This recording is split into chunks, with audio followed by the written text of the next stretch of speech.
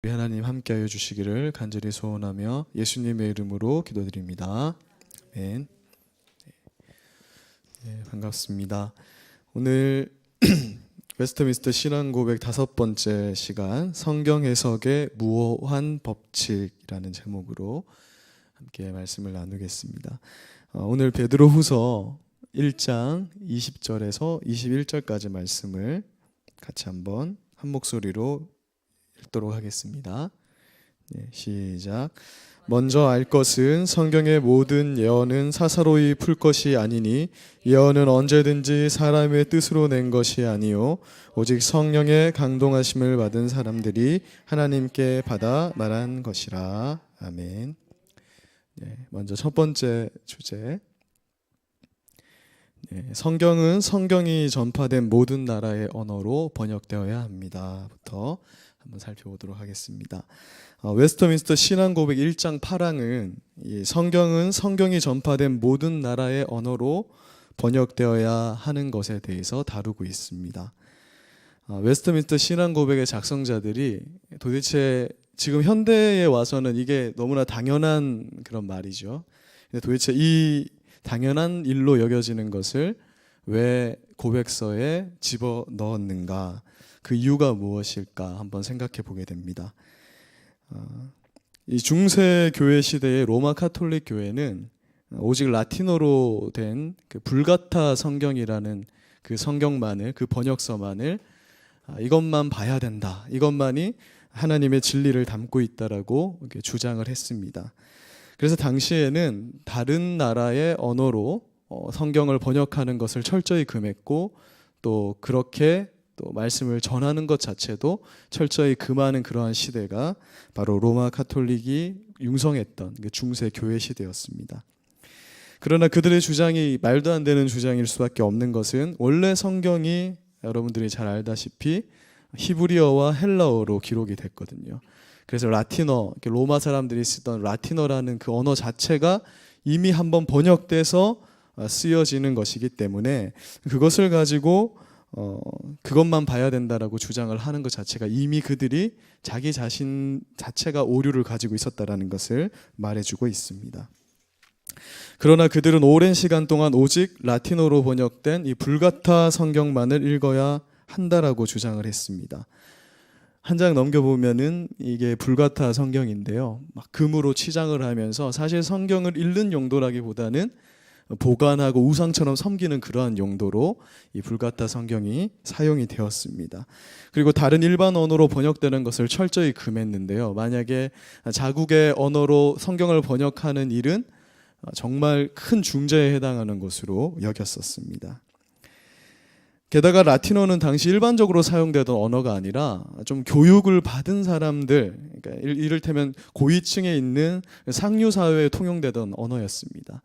지금으로 따지면 뭐 영어는 이제 좀 보편적인 언어이긴 하지만 영어로 이제 영어와 같은 그런 어떤 언어였다라는 것이죠. 마치 제가 오늘 여러분들에게 영어로 설교를 하고 그렇게 한다면 굉장히 심각한 상황이 벌어지겠죠. 저도 잘 못하는데 들으시는 분들도 굉장히 힘든 상황이 놓이게 되는 것입니다.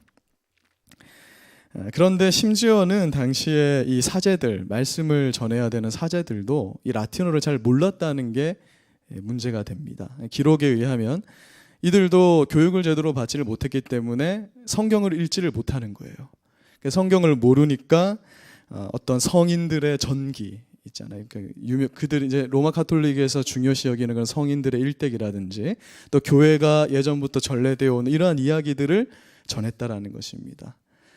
게다가 심지어는 그 설교도 라틴어로만 해야 했기 때문에 어떤 일이 벌어지냐면 자기도 그냥 외워서 하는 것이니까 전하는 사람도 이것이 무엇인지를 모르고 앉아있는 사람도 듣는 이 성도들도 이게 무슨 말인지를 모르는 이러한 어처구니 없는 그런 웃지 못할 상황이 벌어지게 된 것입니다. 그래서 이때부터 이 교회의 예배가 이렇게 보여주기식으로 그렇게 흘러가게 되는 그런 결과를 낳게 된 것입니다. 이러한 상황들이었기 때문에 당시 상황이 이러하다 보니 종교개혁자들이 중시했던 것이 바로 자국의 언어로 이 성경을 번역하는 것이었고, 이 웨스트민스터 신앙고백의 작성자들도 당연히 성경은 자국의 언어로 번역되어야 마땅하다라고 주장을 하게 된 것입니다.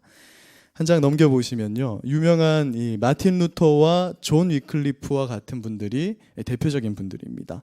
마틴 루터는 독일어로 성경을 번역했고, 존 위클리프는 영어로 성경을 번역하게 되는데, 우리가 여기서 한 가지 기억해야 될 점은 뭐냐면, 당시에 이분들이 성경을 번역하는데 자신의 목숨을 걸었다라는 것이에요. 그냥 번역을 능력이 있어서 번역을 한 것이 아니라 정말 이 일을 수행하기 위해서 그들은 자신의 목숨을 걸 만큼 그런 위험한 일을 하면서 이 성경을 번역했다라는 것입니다. 왜냐하면 당시 로마 가톨릭은 이 성경을 자국어로 번역하는 것 자체를 금지했고, 자칫하면 그것이 사형에 해당하는 그러한 범죄로 여겼었기 때문에 그런 것입니다.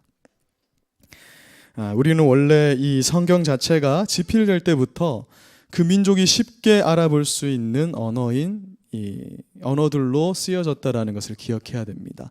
그러니까 이제 히브리인들에게는 당연히 히브리어가 가장 접근하기 쉬운 그런 언어였을 테고요.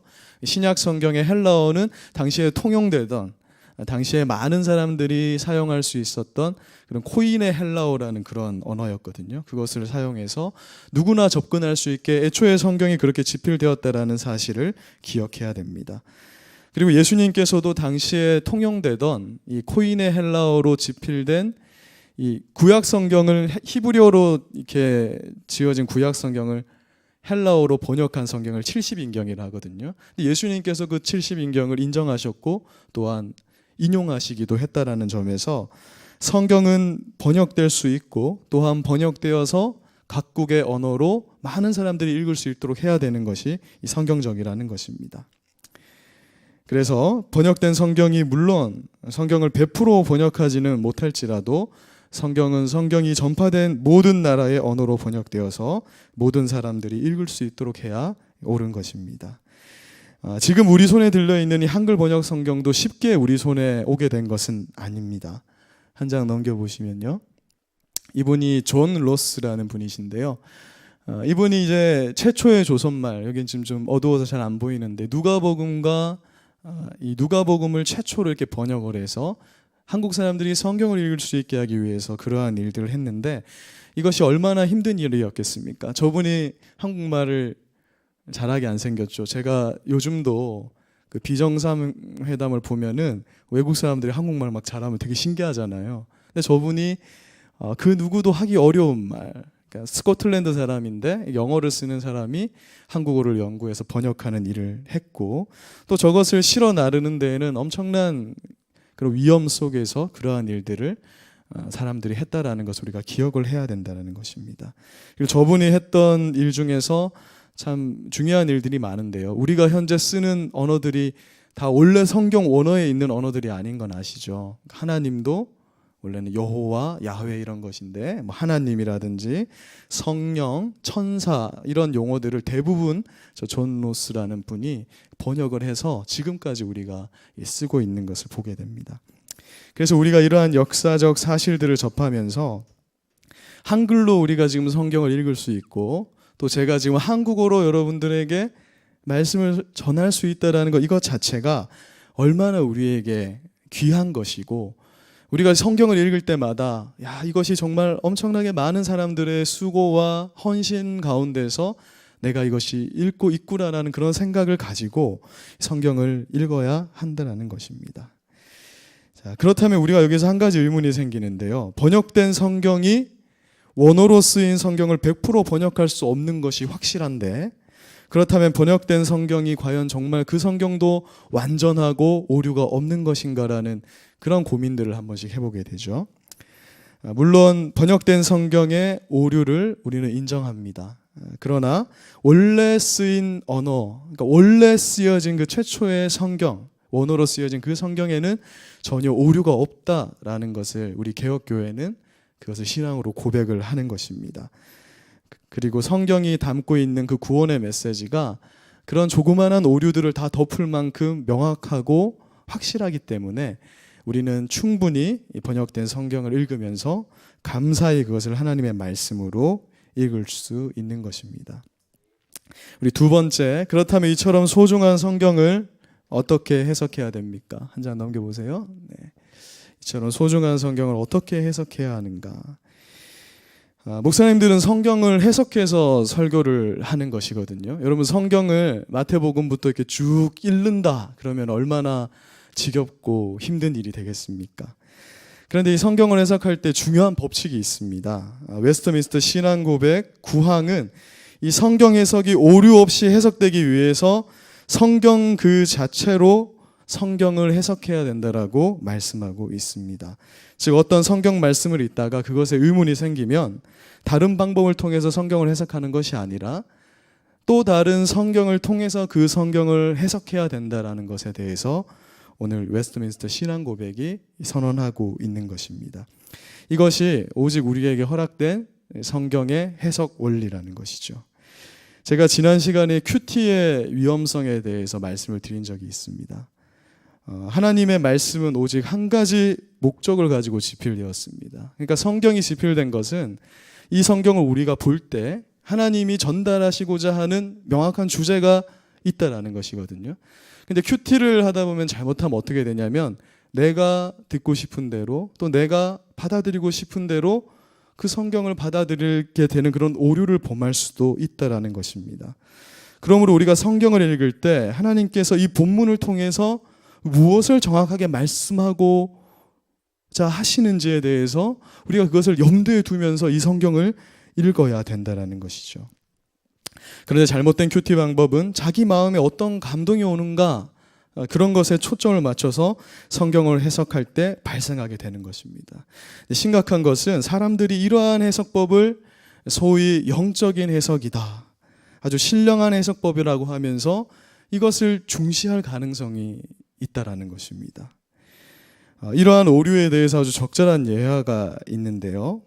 예수님의 정기를 영화로 만드는 그런 감독들이 있습니다. 패션 오브 크라이스트나 이런 영화들이 있거든요.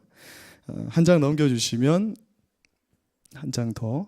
네. 이제 예수님이고 저쪽에 있는 사람이 누구일까요? 예수님의 오른쪽 손에 있는 사람이니까 한번 맞춰보십시오. 가룟 유다입니다. 그런데 이제 많은 이 영화에 등장하는 가룟 유다에 대해서 사람들이 이 가룟 유다를 상당히 매력적인 인물로 그리게 됩니다. 예수님을 배반한 사람인데 어떻게 이 가룟 유다를 그리게 되냐면 예수님을 좀 움직여서 예수님이 좀 답답하니까 예수님을 좀 자극해가지고 예수님을 배반하는 그런 어떤 형식을 띠면서 예수님이 움직일 수 있게 하는 그런 어떤 민족적 영웅 또는 고뇌하는 그런 어떤 철학자 이런 이미지를 이 가룟 유다에게 상당히 갖다 붙여 놓았습니다. 그래서 여러분들이 그 예수님을 전기로 하는 영화들을 보게 되면 가룟 유다가 그렇게 나쁜 사람으로 그려지지가 않아요. 가룟 유다가 굉장히 고심하고 팔까 말까 막 고민하고 이런 모습으로 그려지는 것을 보게 되거든요. 근데 사실 이 가룟 유다의 이러한 모습은 우리가 첫 번째 시간에 이 위경이라는 것을 배웠는데 유다복음이라는 위경, 그러니까 거짓된 잘못된 조작된 이 성경에 유다복음이라는 성경이 있습니다. 실제로 가룟 유다가 쓴 것일 수가 없는 성경인데 유다의 이름을 붙여놨는데 그 내용 중에 뭐가 있냐면 예수님께서 가룟 유다를 은밀하게 불러서 유다야 네가 나를 좀 팔아주려무나 그래야 내가 십자가에 달릴 수 있다라는 그 은밀한 대화가 담긴 게 유다복음입니다. 복음서라고 해서 여러분들 찾아서 읽으시면 안 되고 읽으셔도 되는데 그것 때문에 다른 것에 빠지시는 분은 없으시겠죠. 그런데 그런 어떤 영향을 받게 되면서 가룟 유다를 상당히 매력적인 인물, 예수님을 팔까 말까 고민하는 어떤 그런 인텔리한 가룟 유다를 만들어 놓은 거예요. 예나 지금이나 많은 사람들이 차라리 태어나지 않았으면 좋았을 것 같은 이 가룟 유다에 대해서 상당한 연민이 있는 것 같습니다. 이 사람 정말 불쌍하다. 이 사람을 좀 높여볼까? 이런 생각들을 하는 것 같아요. 그러나 성경은 가룟 유다가 왜 예수님을 팔았는지에 대해서 정확하게 기록하고 있습니다. 우리 앞에 한 장을 넘겨버렸는데 요한복음 12장 6절을 한번 읽어보겠습니다. 시작. 이렇게 말함은 가난한 자들을 생각함이 아니요 그는 도둑이라 돈괴를 맞고 거기 넣는 것을 훔쳐 가밀어라. 그는 철저하게 이 물질에 대한 욕심 때문에 예수님을 판 자였다라는 것입니다. 그러니까 우리가 성경을 읽다 보면 가룟 유다가 불쌍하고 예수님의 제자인데 뭔가 생도 이렇게 자살로 끝나게 되고 하다 보면 뭔가 다른 의미를 부여하고 싶은 욕구들을 받게 되는 것이거든요. 그런데 우리가 그렇게 해서는 안 되고 성경에서 해석의 원리를 찾아야 된다는 것입니다. 가룟 유다는 원래 욕심이 많은 자였고 그는 욕심 때문에 예수를 판 자였다라는 것입니다. 가룟 유다 옹호론을 펼치는 사람들에게는 안타까운 소식이 되지만 우리는 이 성경의 해석 원리를 정확하게 인지하고 있어야 되는 것입니다. 이러한 위험성은 특히 설교를 하는 목회자들에게 더 크게 나타날 수 있습니다. 이른바 신령한 해석을 할 때 성도님들이 눈이 반짝반짝해지는 것입니다. 저는 이 웨스트민스터 신앙 고백을 될 수 있으면 안 하고 싶은데, 왜냐하면 이것이 정말 너무나 제가 읽으면서도 딱딱하고 이 딱딱한 말씀을 어떻게 좀 부드럽게 전할까 항상 고민을 하게 되는데요. 그런데 이 신령한 해석을 하게 되면 성도님들이 눈이 반짝반짝 빛나게 되거든요. 흔히 영해라고 불리우는 잘못된 그런 풍유적 해석이라고 하는 것인데요. 잘못된 풍유적 해석의 예를 들면 이런 것이 있습니다. 여러분 아마 많이 들어보신 것일 수도 있어요. 제가 중학교 때 이 부흥회를 참석했는데 이 해석을 목사님이 해주는데 은혜를 굉장히 많이 받았었거든요. 선한 사마리아 사람의 비유를 다음과 같이 해석을 합니다. 목사님이 사마리아 사람은 예수님을 상징합니다. 그리고 강도 만난 사람은 바로 우리 죄인들 한 사람 한 사람입니다. 그리고 이제 그 강도 만난 사람을 주막에 데려다 주잖아요. 이 주막은 교회입니다. 그러면서 이제 가면서 2데나리온을 맡기고 가거든요. 이 사람을 돌봐줘라. 1데나리온은 구약이고 1데나리온은 신약을 의미한다.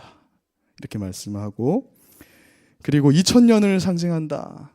그렇게 하면서 사마리아 사람이 돌아올 것이라고 얘기한 것은 예수님이 곧 재림할 것을 의미한다. 어떻습니까? 아멘 하면 안 됩니다. 그러니까 참 기가 막히게 맞아떨어지는데 이렇게 하면요 사람들은 다 흥미를 가지게 돼 있습니다. 이런 것들을 상당히 많이 보게 되거든요. 여러분 신천지가 왜 인기가 있을까? 저는 생각을 해보건데 이 끼워 맞추기를 얼마나 잘하면 그 많은 사람들이 거기에 훅 빠지겠습니까?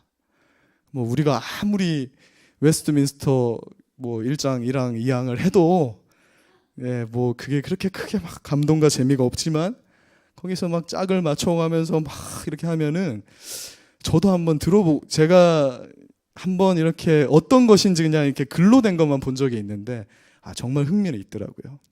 구약과 신약을 막 맞추면서. 그런데 이것이 잘못된 해석이라는 것입니다. 왜냐하면 이 비유의 말씀을 왜 해주셨는가? 어떤 사람이 우리가 이웃을 어떻게 사랑하면 되겠습니까? 라고 물어봤어요. 그래서 예수님이 이웃은 이렇게 사랑해야 된다라는 것을 말하면서 이 비유를 말씀하셨거든요. 그러니까 이 비유는 철저하게 이웃 사랑에 대한 비유인 것입니다. 근데 여기에다가 온갖 의미를 부여하게 되면 이게 잘못된 이제 해석법이 되는 것이죠. 그래서 이 웨스트민스터 신앙고백설의 작성자들이 이렇게 해서 안 된다라는 것을 명시해 놓고 있는 것입니다. 물론 성경의 말씀은 비유도 있고요, 예언도 있고 상징들이 가득합니다. 그래서 풍유적 해석이라는 것을 해야 할 때가 있어요. 그래서 이것을 우리가 구분하여서 좀 어려운 말이지만 모형론적 해석이다 이렇게 해서 다른 말로 표현을 합니다. 이를테면 이제 예수님을 우리가 어린 양으로 비유를 하거든요. 그것은 무엇을 의미하냐면 구약의 제사 때 쓰였던 예수님을 상징하는 것입니다. 그러니까 구약의 어린 양은 신약에서 우리를 위하여서 제물이 되시는 예수님을 상징하는 것이거든요. 근데 거기에다가 우리가 풍유적 해석을 하게 되는 것은 더 과도한 의미를 집어넣는 겁니다. 양은 뭐 순수하고 깨끗하니까 예수님도 그렇게 깨끗하지 막 이렇게 하다가 점점 나가게 되면은 양은 눈이 나쁜데 예수님도 눈이 나쁜가 뭐 이런 식으로까지 흘러갈 수 있다라는 것이죠. 그래서 우리가 정확하게 성경에서 딱 말하는 것에서 멈춰야 된다라는 것입니다. 이 베드로전서 3장 21절을 두 장 넘겨보세요. 보면은요, 이것이 바람직한 이 해석이라고 할 수 있습니다. 우리 함께 21절 한번 읽어보겠습니다. 시작. 물은 예수 그리스도께서 부활하심으로 말미암아 이제 너희를 구원하는 표니 곧 세례라. 이는 육체의 더러운 것을 제하여 버림이 아니요 하나님을 향한 선한 양심의 강군이라.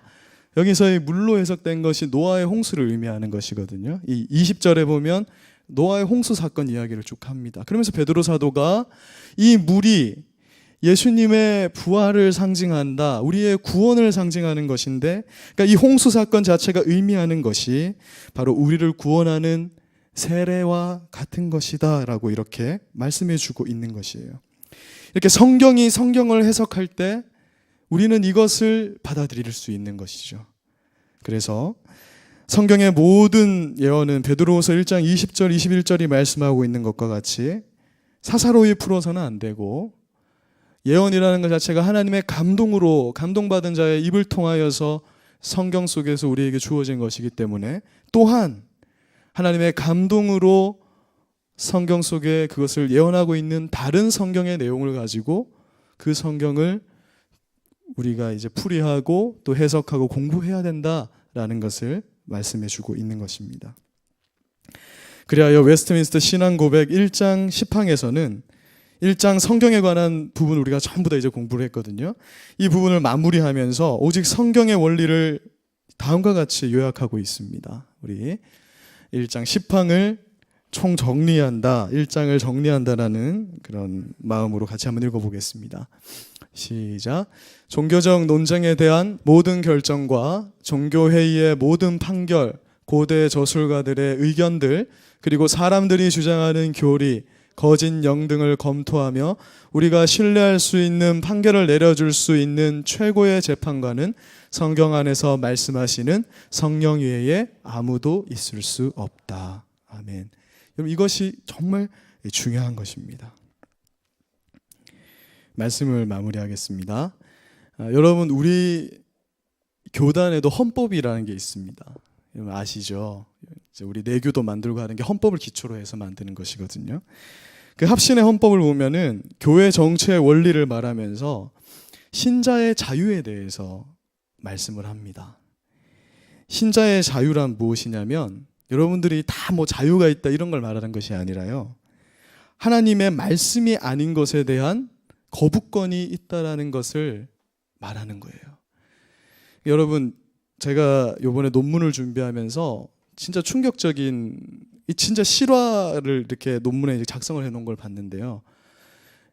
참 이제 우리 목사님, 목회자들이 그렇게 이제 비도덕적으로 가면 안 되는데, 예전에는 좀 그런 일이 있었던 것 같습니다. 어떤 목사님들끼리 대화를 한 걸 누가 이렇게 녹취를 해놓은 것인데요. 뭐라고 얘기했냐면, 여집사님들이 정말 예수님께 충성하는가 안 하는가를 알려면 이 목사님이 여집사님을 불러놓고 옷을 벗어봐라 라고 얘기할 때 아멘하고 벗으면 그것이 이제 교회에 정말 예수님께 충성하는 사람이고, 아니면 아니다, 이게 적혀 있는 거예요. 그래서 저도 이렇게 그걸 보면서 야, 정말 심각하다라는 생각을 했습니다. 근데 우리 헌법에 지금 이 자유에 대해서 말하는데요, 이게 뭐냐 하면, 만약에 아무리 그것이 목사님이고 또 교회에 권위 있는 교회의 어떤 명령이고 어떤 그런 것이라 할지라도 그것이 성경이 말씀하고 있는 것이 아닐 때 그것을 거부해야 된다, 그리고 거부할 수 있다라는 것이 이 교회 헌법, 교회 정치 제1원리에 들어가 있는 거예요. 그러니까 이것이 굉장히 중요하다는 것입니다. 오늘 우리가 이 웨스트민스터 신앙 고백에서도 이 성경이 맨 처음에 나오는 이유가 바로 이러한 원리에 있습니다. 요즘은 이 드러난 이단들 뿐만 아니라 곳곳에 이상한 신학과 신앙관을 가진 목사님들이 많기 때문에 이 성도님들도 성경을 더욱 유심히 연구하셔야 됩니다. 그래서 교회가 하나님의 말씀대로 과연 움직이고 있는지를 항상 점검하면서 기도하면서 이 교회를 함께 만들어 가야 되는 것이에요. 그냥 목회자들에게 맡겨놓는 것이 아니라 항상 점검해야 되는 것입니다. 우리는 지난 5주간 하나님께서 주신 말씀의 소중함과 그 말씀이 가진 절대적인 권위와 그 완전함에 대해서 배웠습니다. 그렇다면 이제 우리가 해야 될 것이 있습니다. 이제 이 하나님께서 주신 이 성경 말씀이 얼마나 귀한가를 생각하면서 이 깨달은 바 이 말씀을 소중히 여기고 사랑하면서 이제 읽어 나가는 거예요. 여러분, 다른 것을 하면서 어떤 은혜를 받기보다는 정말 이 성경 말씀을 읽어가면서 성경 말씀을 사랑하면서 이렇게 은혜를 받으시는 우리 경주선교회 성도님들이 되셨으면 좋겠습니다. 이 성경을 소중하게 여기시면서 오직 성경을 신앙과 삶의 표준으로 삼고 살아가시는 저와 여러분이 되기를 소망합니다. 제가 기도하겠습니다. 하나님 아버지,